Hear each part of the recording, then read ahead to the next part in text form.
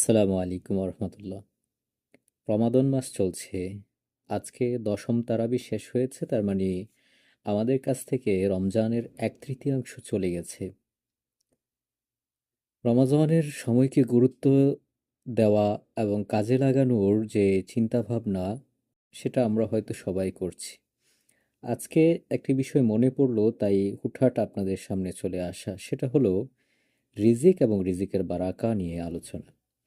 যে রিজিকটা কি, রিজিকের বারাকা কি, এটা দুইটার সাথে সম্পৃক্ততা কি, এবং দুইটা একটার সাথে আরেকটার অর্জনটা কিভাবে করব।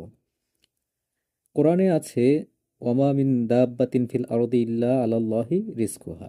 অন্য আয়াতে আছে যে এ, যারা তাকওয়া অর্জন করে তাদের জন্য আল্লাহ তাআলা মাখরাজ বের করে দেয়, অর্থাৎ বিভিন্ন পথ পন্থা বের করে দেয়, তাদেরকে বেগাইরে হিসাব রিজিক দেয়।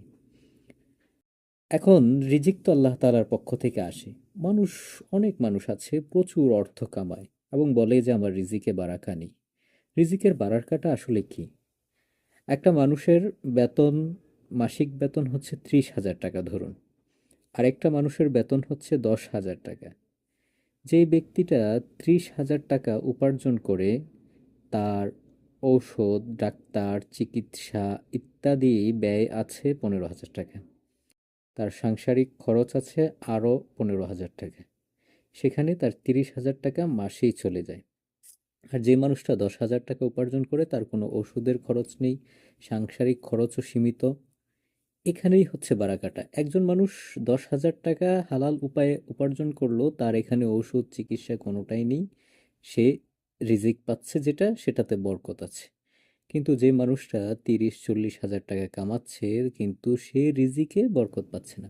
তার মানে রিজিকের বরকতটা উপার্জন নয়, রিজিকের বরকতটা হলো আপনার ব্যয়ের মাধ্যমগুলো কম হওয়া, ব্যয় অতিরিক্ত না হওয়া। এখানেই হচ্ছে রিজিকের বরকত, যে বরকতটা আল্লাহ তাআলার কাছ থেকে চেয়ে নিতে হয়। যে আল্লাহ তাআলা বান্দাকে যদি রিজিক একটা পরিমাণে দেয়, তাহলে এই রিজিকটাতে যেন আল্লাহ তাআলা বরকত দেয়। কারণ রিজিকে বারাকা থাকলে আপনার উপার্জন কম হলেও আপনার জন্য সেটা যথেষ্ট হয়ে যায়। আর রিজিকে যদি বারাকা না থাকে, উপার্জন যদি অধিক হয়, সেক্ষেত্রে আপনার জন্য সেটা যথেষ্ট হবে না। যেটা বললাম, যে একজন মানুষ প্রচুর অর্থ উপার্জন করে, তার ব্যয় অনেক বেশি, বিভিন্ন খাতে তার ব্যয়। আর একটা মানুষ অল্প উপার্জন করে, তার অত ব্যয় নেই, অত খাত নেই, যার কারণে তার অল্প উপার্জনটাও মাস শেষে দেখা যায় থেকে যায়, আর যে অধিক উপার্জন করে তার এটা থাকে না। আমি এক জায়গায় মাদ্রাসার খেদমতের জন্য উপস্থিত হওয়ায় এক মোহতামিম আমাকে এভাবে উদাহরণটা দিয়েছিল, যে একটা মাদ্রাসার শিক্ষক, তার এখানে একটা নির্দিষ্ট পরিমাণ বেতনে চাকরি করত। সে বেতন পরিশোধ করে দিত ঠিকমতো।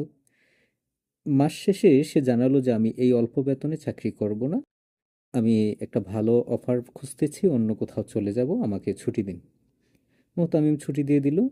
ওই ব্যক্তি 1 বছর, 1 মাস পরিমাণ সময়ে অন্য খেদমত পায়নি। 1 মাস পরে এক জায়গায় খেদমত পেয়েছে, যেখানে এই বেতন থেকে মাত্র 10% বেশি। মোহতামিম আমাকে বলল যে ওই লোকটা আমার এখান থেকে যাওয়ার পরে 1 মাস অবসর ছিল, কোনো বেতন পায়নি, এরপরে সে 10% বেশি বেতনে একটা চাকরিতে ঢুকেছে। আমি হিসাব করে দেখলাম, সেই 10% বেতন অতিরিক্ত হওয়ার পরেও 11 মাস লেগেছে তার এই যে আমার এই 1 মাসের বেতনটাকে সে উঠানোর জন্য। এটাই হলো রিজিকের বারাকা হওয়া আর বারাকা না হওয়া। সে এখানে থাকলে 1 মাসের বেতনটা পাইতো, যার জন্য তাকে 10 মাস ওইভাবে কাটলেও কোনো সমস্যা ছিল না। কিন্তু সে এটাকে যখন ছেড়ে দিয়ে অন্য কোথাও গেল, তখন 11 মাস পরে তার ওই 1 মাসের ঘাটতিটা পূরণ হয়েছে। এখানেই রিজিকের বরকত হওয়া না হওয়ার ব্যাপারটা আমার স্পষ্ট হয়েছে, ক্লিয়ার হয়েছে, এবং আশা করি আপনাদেরও হয়ে গেছে যে রিজিক জিনিসটা কি, রিজিকের বারাকাটা কি, আর এটা কিভাবে আসে। এটা উপার্জনের মাধ্যমে নয়, বরং ব্যয়ের খাত কম হওয়ার মাধ্যমেই রিজিকের বারাকা। জাযাকাল্লাহ।